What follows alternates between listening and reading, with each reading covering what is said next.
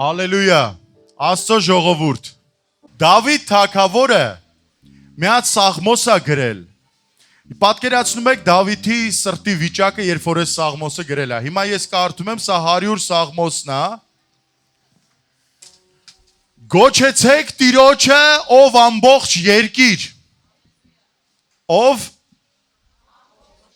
ամբողջ երկիր, ծառայեցեք Տիրոջն ուրախությամբ, ցնծությամբ եկեք նրա առջև, ցնծությամբ գանք նրա առջև,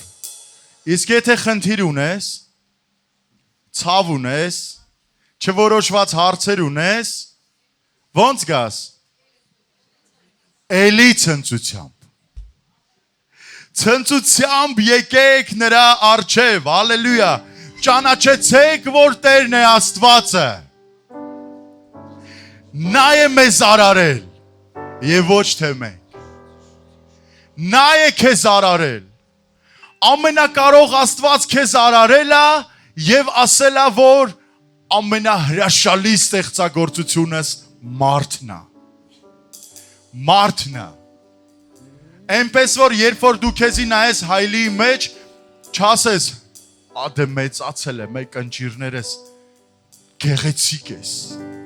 որովհետև նրա արարչագործությունն ես, որովհետև նրա արարչագործության վեր գագաթն ես,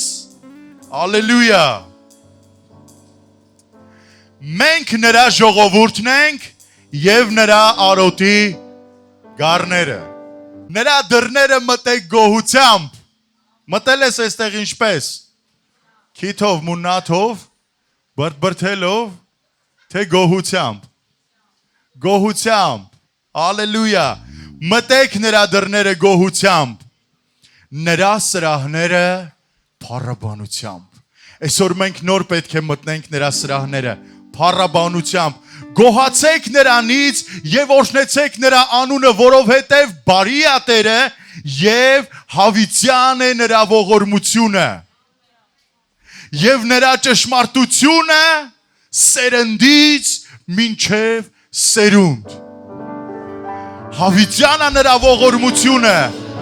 քո հայրիկի մայրիկի վրա, քեզ վրա և քո երեխաների վրա և քո թոռների վրա, հավիտյան է նրա ողորմությունը քո ամբողջ սերունդի վրա, որովհետև դու այսօր ընդունել ես նրան որպես Տեր և Փրկիչ և քո սերունդը, եթե մինչև քեզ ունեցել է ինչ-որ խնդիրներ, անեծքներ, քեզանից հետո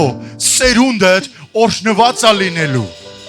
որովհետև նրա ողորմությունը մեծ է ամբողջ սերունդիդ վրա, սերնդից մինչև սերունդ, մտնենք նրա սրահները, փառաբանությամբ, եթե կարաս նստած մտնես, նստած մտի, բայց ես կանչում եմ, որ ոտքի վրա կանգնես,